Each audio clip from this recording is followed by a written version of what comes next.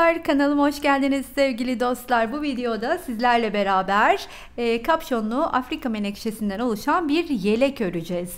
Bu yeleğimiz benim yaptığım ölçülerde 36'dan 40 bedene kadar uygun olacak. Zira videonun sonunda beden büyütme ya da beden küçültme ile ilgili bir takım bilgiler size aktarmaya çalışacağım.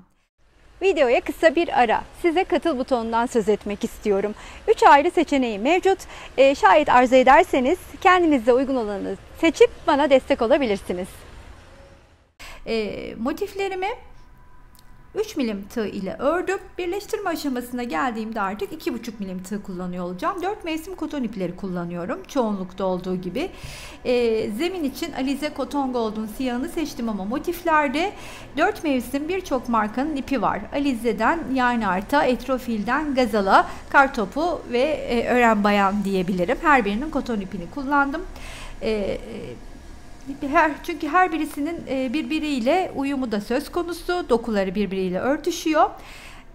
Kapşonlu yapacağımız bu yelek için totalde 60 tane motif öreceğiz. 60 tane motifin 12 tanesi kapşon için, 48 tanesi de beden için gerekli olacak. Birlikte tek parça olarak devam edeceğiz. Tek parça olarak birleştirmeyi size göstereceğim farklı bir teknikle. İlk olarak hangi tekniği kullandığımı 12 tane kapşon motiflerinde göstermek istiyorum. Daha sonra beden uygulamasını da beraberce göreceğiz. Bu arada motiflerimin her birisi 12,5 santim. Bunu da söylemek isterim. Hatta şöyle birlikte de mezuramda yanımdayken ölçü verelim. Bakınız 12,5 yani 12,2 12,3 diyebilirim. Motiflerim 12 de diyebiliriz hatta. Öyleyse hemen önüme 12 tane motifi alacağım. İlk olarak şöyle önüme doğru yaklaştırayım kadrajı ve 12 tane motifi dediğim gibi yan yana dizmeye başlayacağım. 12 tane motif tam olarak önümde gördüğünüz gibi. Şimdi ilk olarak bununla bunu, sonra yanına bununla bunu, daha sonra bunu ve bunu derken böylece ne devam edeceğim birleşmeye. Kaydırma yöntemiyle bu arada birleştiriyor olacağız ve bunu biraz da yana kaydırıp birleştirirken ilk olarak görüntüyü size göstereyim istedim. Kadraj önümüz açık olsun ki zaten ipim siyah ama hani sipariş olduğu için ve sizler de yapılışını merak edeceksiniz diye mecburen kullanmak zorundayım siyah rengi. Bunu da baştan belirteyim. Niye siyah seçtin Damla demeyin. Şöyle aldım. Şimdi zorlanacaksınız ama size anlatmaya da çalışacağım nereden nasıl başladığımı. Şöyle ki bakın ilk olarak ilmeğimi çıkartıyorum. Daha sonra bu iki tane motifi arka arkaya verdirip önce birinin köşesine batıp kaydırma yöntemiyle ilmeğimin içinden geçiriyorum. Daha sonra diğer köşeye geliyorum. Yine kaydırma yöntemiyle ilmeğimin içinden geçiriyorum. Daha sonra ise her bir trabzanın sağlı sollu bakın şimdi ilk olarak bu taraftakinin içinden batıyorum. Battım. Bakın hangi? Şimdi burada zincirin üstü nasıl anlatayım? Trabzanın üstü böyle bir V'dir ya. V'nin ikisine birden batmıyorum. İçindekine dişine dıştan batarak şöyle batarak tekine batarak geliyorum. İpim arasından kaydırıyorum. Daha sonra buradakinin bakın yine iki tanedir. İçindekinden batıyorum. İpi kaydırarak geçiriyorum. Tekrardan sırasıyla karşılıklı olarak artık her bir trabzan aynı şeyi yapıyorum. İçindekine batıp arasından ipimi kaydırıyorum. Sırasıyla bakın şimdi hangisi trabzanda sıra? Bunda bunun içine battım. İpimi kaydırdım. Geldim bunun içine battım. İpimi kaydırdım. Umarım anlaşılmıştır. Zaten eminim bu tekniği kullanan çok arkadaşım vardır aranızda. Yeni kullanacaklar için de eğer zorlanırsanız burada görmekte bu tekniği anlattığım birleştirme videom var. Hemen size onu gönderirim. Zaten burada bakın Afrika menekşesinin yapımını da göstermedim. Neden? Çünkü hemen bunun altına linki bırakacağım. Yapım linki videonun altında olacak. Önerdiğim videoyu seçip bırakacağım. En son yaptığım tekniklerle olanı, siz de ona bakarak yaparsanız çok daha iyi olur. Buraya kadar anlaşıldı diye düşünüyorum. Tekrardan bakın şöyle döndürdüm. Bakın içindeki dişi hemen şöyle göstereyim. Şudur. Battım. Buraya geldim. Budur. Dıştan batıyorum. Sonuna kadar da bu şekilde ilerleyeceğim. Sonuna kadar geldim ilmeklerin içine bata bata. Sonra en sona geldiğimde de köşenin, yine buradaki köşenin içinden ipimi geçiriyorum. İlmeğimin arasından da buradan da alıp batıp yine ipi alıp ilmeğimin içinden geçiriyorum. Daha sonra bir zincir çekiyorum ve hemen sıradaki diğer iki motifi alıyorum üstten. Dizdiğim gibi aynı mantıkla devam ediyorum ve buradan da hemen bunun içine batıyorum, köşenin ipimi kaydırarak geçiriyorum. Sonra bu tarafa batıyorum, yine ipimi kaydırarak geçiriyorum ve artık sıra ilmeklerin iç dişinden hop buna battım. Sonra sıradakine battım. Tekrardan buna battım. Sırasıyla yine aynı şekilde devam ediyorum. Diğer iki motifi de yanına aynı mantıkla yerleştireceğim. Mantığı çözülmüştür diye hani yatayda sola doğru nasıl ilerliyorum, mantığı çözülmüştür diye tahmin ediyorum. Şimdi şöyle yatırıp göstereyim. Şimdi bunun yanına iki taneyi koydum. Daha sonra ne yapacağım hemen? Sıradaki iki taneyi getireceğim. Yine alacağım. Yine böyle hop iki taneyi buraya yerleştireceğim. Daha sonra artık bu üçüncüler olmuş olacak. Üçüncü sıradaki motifler. Daha sonra iki taneyi daha alıp dördüncü sıradakileri tamamlayacağım. Ondan sonra da bir alt sıradakine geçeceğim. 4x3 ya. 3 sırada 4 motifi birleştiriyoruz. Şimdi bunları yan yana birleştireyim. Bu alt kısma da nasıl geçeceğiz onu da göstereyim. Ucuca ucuca böyle hepsini ekledik. Şimdi sona geldiğimde de yine en son köşelerin arasından kaydırıyorum. Şöyle bir de zincirimi çekip güzelce kilitliyorum. Daha sonra burada ipimi keseceğim. Enlemesine 8 tane motifimi eklemiş oldum. Bakın. Burada size söylemem gereken bir ayrıntı var. Bunu belirteyim.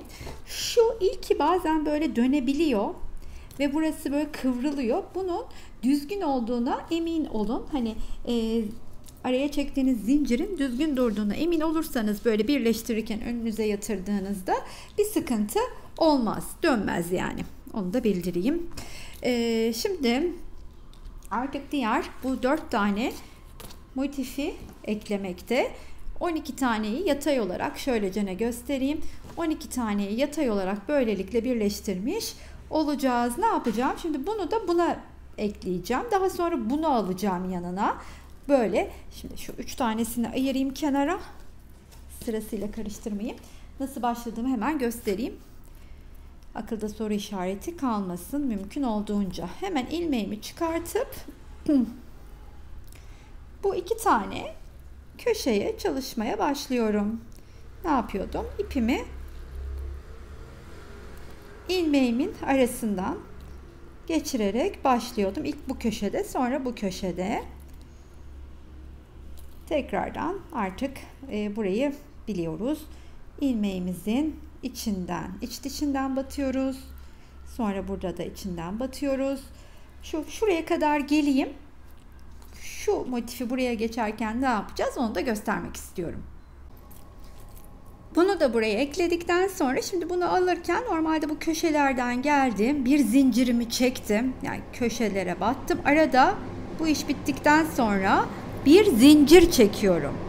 Daha sonra hemen bu yeni ekleyeceğim motifle üstteki motifi alıyorum. İlk olarak üstteki motifin içinden batıp kaydırarak geçiriyorum.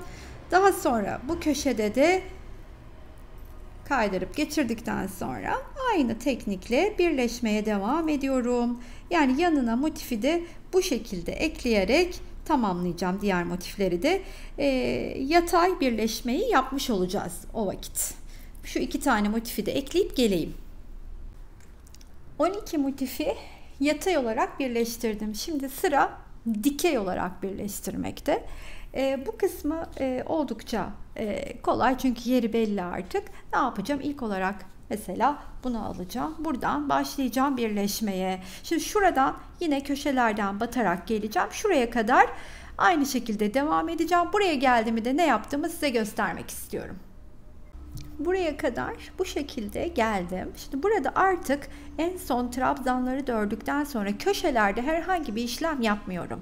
Köşeye dokunmadan hemen bir zincir çekiyorum ve sıradaki trabzana geçiyorum. İç dişine batıp kaydırıyorum. Aynen bunun da iç dişine batıp kaydırıyorum. Şöyle bir geçiş yapıyorum yani ortada. Tekrardan aynı teknikle kaydırma yöntemiyle iç dişlerden devam ediyorum. Sonuna kadar da aynı bu şekilde birleştireceğim. Şuradaki geçişi yine göstereyim istedim. Burada da sona kadar geldim. Bakın trabzanların iç dişlerinden ördüm. Hiç köşelere dokunmadan bir zincir çekip trabzanların tepesine batarak birleşmeye devam ediyorum. Bütün dikey birleşmeleri de bu şekilde yapayım. Böylelikle kapşon parçamı tamamlamış olacağım. Aslında normalde tabii ki beden parçasıyla başlıyoruz ama beden parçamızda 48 tane motif olduğu için onu da göstermem çok daha zor olurdu. 12 motifte kapşonda göstereyim istedim. Bunu çok rahatlıkla bedene uygulayacağız. Ama bedene nasıl uygulayacağımızı da size aşama aşama şimdi kapşonu bitirdikten sonra göstermeye başlayacağım. 4x3 motifli kapşon parçasını tamamlamış olduk. Şimdi bunu aslında normalde bedeni hazırladıktan sonra biliyorsunuz yapıyorum ama şimdi mantığı bunun üstünde göstermek çok daha kolay oldu benim için. Şimdi bunu bir kenara alacağım ve gövdesini yeleğimizin nasıl yaptığımızı beraberce geçelim. Yeleğimizin bedeni için ayırdığımız 48 tane motifin 32 tanesini 8x4 olarak birleştirdim. Ortadaki gördüğünüz şu kısım dörtlü yeleğin arkasında kalacak kısım. Yanlardaki gördükleriniz ise ön tarafı. Dikey birleştirmedim, yatay birleştirdim. Size de önerim önünüze yatırın. İlk olarak yatay başlayın. Bu birleştirmeyi tamamladıktan sonra hemen ters çevirin. Niye tersini çevirip yatırıyorum? Mantığını size daha rahat gösterebilmek için. Şöyle katlayacağım. Bakın. Şunu da şöyle katlayacağım. İşte yeleğin formu aslında bu olacak. Birleştirirken şu iki üst motifi açıkta bırakacağım ama daha üst kol evini oluşturacağımız motifleri ekleyemedik. Şu mantığı göstermek için size ters çevirdim. 32 tanenin üstüne 8 tane daha motifimi ekledim. 40 taneyi daha böyle yatay olduğu gibi aynen birleştireceğim. Burada da hiçbir değişiklik yok. Aynen yatay birleştiriyorum. Bir üst sıraya geçip birleştirdiğimde artık bir ayrım yapacağım. Şimdi burada size gösterdiğim kapşondaki tekniğin aynısıyla birleştiriyorum. 8 motifi daha ekleyip 8 çarpı 5 40 motife tamamladım. Şimdi artık diğer 8 motifi eklerken ön 2 arka 4 ayırarak kol evini oluşturacağım. Kol evini 4 bu tarafta motifle oluşturuyorum. Yani 2 önde olacak, 2 de arkada. Şimdi katladığımda daha rahat da göreceksiniz zaten. Şu aşamada artık yapacağım işlem şöyle ki yerleştireceğim 8 tane motifi İkisini ayrı, ikisini ayrı, dördünü ayrı birleştireceğim. Şu kol evinde ayırma yapıyorum. Bunu belirtmek istedim. Burası birleşmeyecek artık. En üstteki 8 motifi de şöyle bakın ayırarak, kol evinin nasıl olduğunu size göstereyim bu arada. Ayırarak birleştirmiş oldum. Artık yatay birleştirmelerimiz tamamlandı. Dikey birleştirmeye geçeceğiz. Bunun için de şimdi size bir iki ayrıntıdan bahsetmek istiyorum. Yani ben nasıl birleştiriyorum ondan söz etmek istiyorum. Şöyle ki ilk olarak bunu ikiye katlayacağım. Aslında yatay birleşmemiz tam olmadı. Siz de görüyorsunuz. Şuradaki motifler omza birleşecek ki kol evini oluşturabilelim. Yani şunla şunla da şu birleşecek. Ha bu niye birleşmiyor? Kapşon için kapşonun evini bırakacağım. Bu ikisini birleştirmeyerek. Sadece bir tane birleşecek. Şimdi ben bunu döndüreyim. Daha net anlayacaksınız. Evet efendim. Şimdi şöyle boydan yukarıya doğru alayım. Önüme doğru. Şurayı daha net göstereyim size. Şu ikisi açıkta kalacak. Bu 4 motifin üstüne oluşturduğum kapşon parçasını yerleştireceğim. Ama ondan önce bu ve bunu birleştirmem gerekiyor. Bunları da tabii bakın şurasından da tutturarak birleştireceğim. Bunu da söyleyeyim. Nasıl yapıyorum? Hemen onu da göstereyim size. Bir taraftan başlayayım. Buradan başlarken şuradan birleştirerek başlıyorum. Buradan başlarken de normalde buradan birleşmem gerekiyor ama bunu da ona tutturmak istediğim için bu köşeyi de birleştirip öyle geçiş yapacağım. Bu köşeyi birleştirip. O zaman bir tarafını yapayım. Diğer tarafı yaparken de göstereyim. Şurayı bir daha bir göstereyim istedim size. İki köşeyi de birleştim. Bir de zincir çekip diğer motifleri birleştirmeye o şekilde geçiyorum. Onu da bir burada da söyleyeyim dedim. Diğer tarafta çünkü buradan gelip burada zincir çekip bununla birleşeceğim. Bunu gösterirken zaten diğer taraf için gelmeme gerek kalmayacak. Bakın çok net anlaşıldığını tahmin ediyorum. Aynen bir buradan bir buradan bildiğimiz göstermiş olduğum teknikle omuzları birleştirirken kol evimi de oluşturmuş oluyorum. Öyleyse bunu tamamlayayım. Hatta bunu da tamamlayayım. Anlaşıldı diye umut ediyorum. Geleyim dikey birleşmeye geçelim. Bu omuzdaki geçişi de göstereyim istedim. Bunu birleştirdim. Şimdi diğerini sadece köşesini tutturacağım ama bir zincirimi yine çektim. Bu köşeden battım. Arasından geçirdim ilmeğimin. Daha sonra bu köşeden de geldim. Geçirdikten sonra şöyle güzelce sıkıştırıyorum.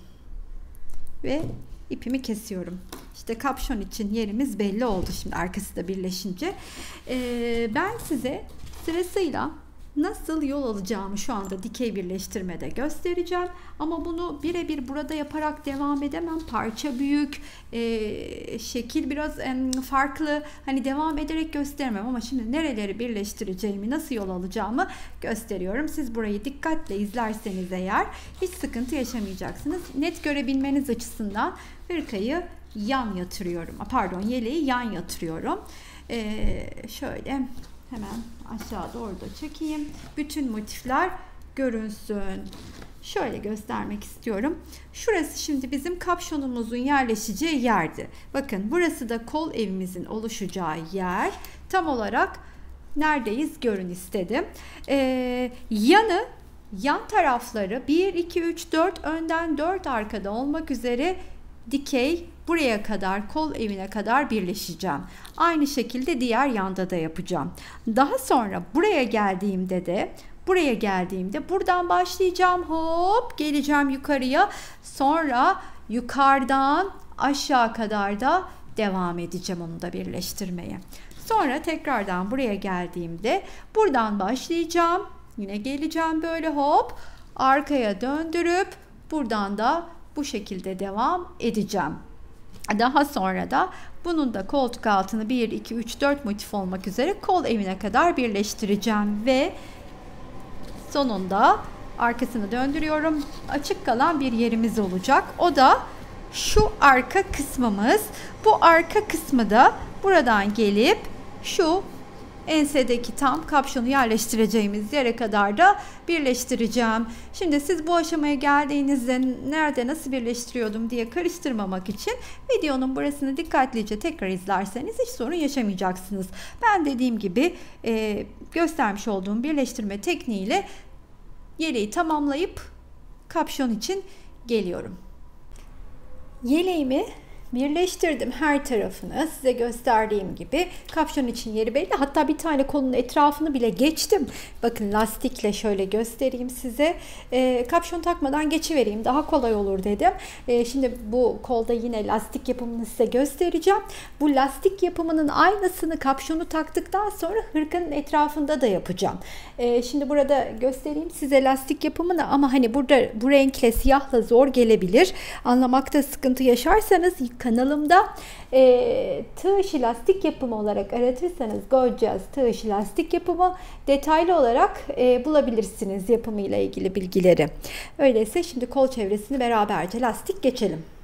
İlk olarak kolu önüme alıyorum. Şurada gördüğünüz trabzanın, ilk trabzanın tepesine batıp bir ikili trabzan örüyorum. Her bir trabzanın tepesine batıp bir ikili trabzan öreceğim ilk sırada lastik yaparken. Şimdi şuraya geldiğimde oradaki geçişi de size göstereyim. Şu kısmı nasıl yapıyorum. Bu arada sarkan iplerin de üstüne örerek geçiyorum. Gizlemiş de oluyorum. Bunu da belirteyim. İki motifin arasında geçiş yaparken bu köşenin içine bir tane bir ikili trabzan örüyorum. Sonra bu tarafa atlayıp bu ipi de yatırıp buradaki köşenin içine bir ikili trabzan örüyorum. Sonra yine trabzanların tepesine ikili trabzanlarımı örerek başladığım noktaya kadar devam ediyorum. İlk sıranın sonuna geldim. Burada son trabzanın üstüne de ördükten sonra buradaki ilk örmüş olduğum trabzanın tepesine batıp kaydırarak oraya geçiyorum. Sonra bir zincirle yükselip etrafında döndürüyorum ve böylelikle ilk trabzanımı örüyorum. Ve alttaki trabzanların üstüne artık zinciri lastiği kurmaya başlıyorum. Nasıl? Trabzanın tığımı bir arkasından geçirip örüyorum. Bir önünden. Şimdi burada zorlanıyorsanız dediğim gibi lütfen diğer videoma mutlaka bir göz atın.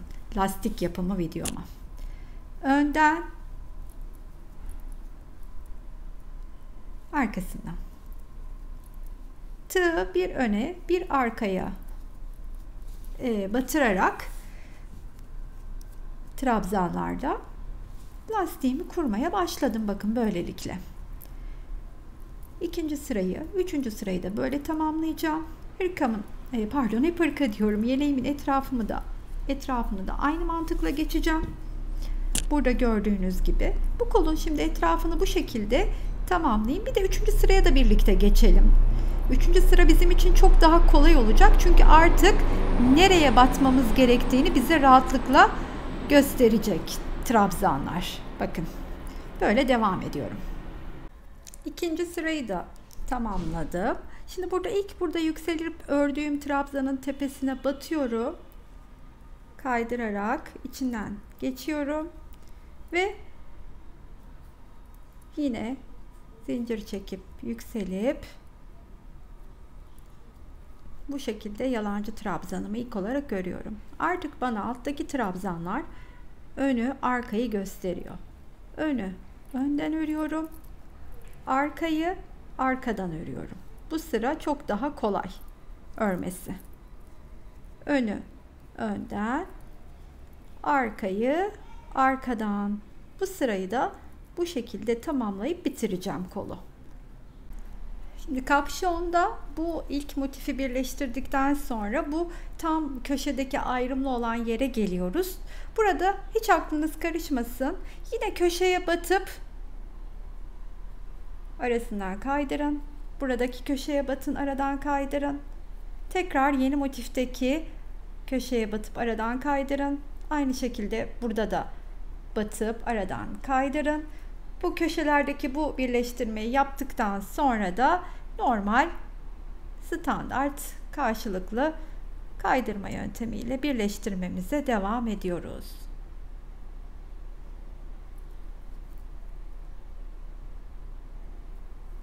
Bu şekilde. Sonuna kadar da ekleyeyim. Kapşonu böylelikle yerine oturtmuş, yerleştirmiş oldum. Şimdi sıra kapşonun formunu vermekte olduğu için şöylecene üstten 2 tane motifi birleştireceğim. Böylelikle kapşonun formunu vereceğiz. Ben böyle burayı sivri olarak hoşlanmıyorum, sevmiyorum diyen arkadaşlarım için de farklı kapşon detaylarını anlattığım videom var. Orada ne yapıyorum? Bir tane daha bir motifi fazladan, yani burada 60 motifti ya, 61 motif yapıp bu tepeye yerleştiriyorum o motifi. Onu merak edenler kapşon detayı videoma lütfen bakın. Ama şimdi burada öyle değil. Direkt üstten birleştirerek formu vereceğim. Hiçbir farkı yok. Aynı birleştirme tekniğimizi burada da kullanarak birleştireceğim. Direkt buradan batıyorum ilk köşeden. Yine kaydırarak arasından geçirdikten sonra buradaki köşeden de batıyorum. Bunun da arasından kaydırarak geçirdikten sonra aynı mantıkla karşılıklı birleştiriyorum motiflerimi. O zaman sonuna kadar bu şekilde birleştirip artık etrafına geçebilirim. Kapşonun tepesinin sonuna kadar geldim. Şimdi burada son trabzanların içinden kaydırarak geçiyorum. Her iki tarafında. Ve en sonda her iki köşeye de ortak batıp şöyle aradan kaydırıyorum. Şöyle güzelce kitleyip kapşonun tepesini de böylelikle tamamlamış oldum. Şimdi artık sıra etrafını örmekte. Yeleği önüme koydum. Etrafını örerken şöyle köşesinden başlayacağım. İlk sıra kolun etrafında yaptığım gibi ikili trabzanlarımı öreceğim. Böyle geleceğim. Kapşonun etrafını da geçeceğim. Tam tur döneceğim. Sonra başladığım noktaya gelip ikinci sırada ise artık buradaki gibi lastiğin bir önden bir arkadan örmeye başlayacağım. Şöyle nasıl başladığımı hemen göstereyim size. İkinci sıradaki lastiğe geçişi de beraberce yaparız. Köşeden nasıl geldiğimi. Şöyle başlamak istiyorum ki şu köşeyi geçişi birlikte görebilelim diye ve burada ne yapıyorum onu da göstermek istiyorum. Bakın bu ortadaki hemen iki motifin birleştiği yerlerdeki köşelere batıp oraya birer tane öreceğim ikili trabzanımı. Bu ipleri de bırakmıştım, hep üstlerini örüp gizliyorum bu arada. Bir tane ikili trabzan bu köşeye, bir tane ikili trabzan bu köşeye örüyorum. Daha sonra trabzanların üstüne birer tane ikili trabzanımı örüyorum. Şu köşeye gelene kadar her bir trabzanın üstüne bir tane ikili trabzan öreyim. Köşeye geldiğimde ise artık 2 tane ikili trabzanımı örüyorum. Arada 2 tane zincirimi çekiyorum. Yine 2 tane ikili trabzanımı örüyorum. Bu şekilde geçiyorum. Diğer köşede de aynısını yapacağım. Kapşondan geçerken de hiçbir farkı yok. Aynı burada gösterdiğim gibi kapşonu da geçeceğim. Daha sonra ikinci sıraya başlarken de geleyim, lastiği nasıl yapacağız beraberce görelim. İlk trabzanlı turu bitirdim. Şöyle hemen ilk ördüğüm trabzanın tepesine batıp kaydırarak geliyorum. Daha sonra üstüne bir yalancı trabzanımı örüp artık bir önden bir arkadan örerek lastiğimin örümüne başlıyorum.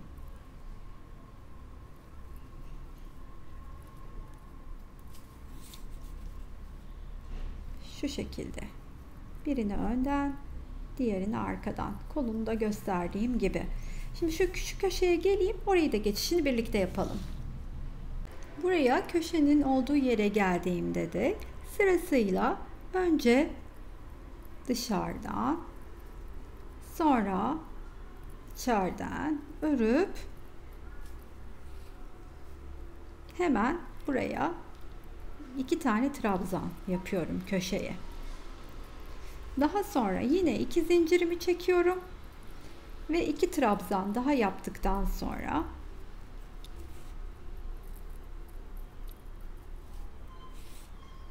tekrardan dışarıdan, içeriden lastiğimi örüyorum. İşte bütün hırkamın çevresini aynı mantıkla öreceğim. İstediğiniz kalınlıkta geçebilirsiniz. Ben 3 ya da 2'de tamamlamayı planlıyorum duruma göre, ölçüsünü tutturabilmeme göre. Bu şekilde devam edip bitireceğim.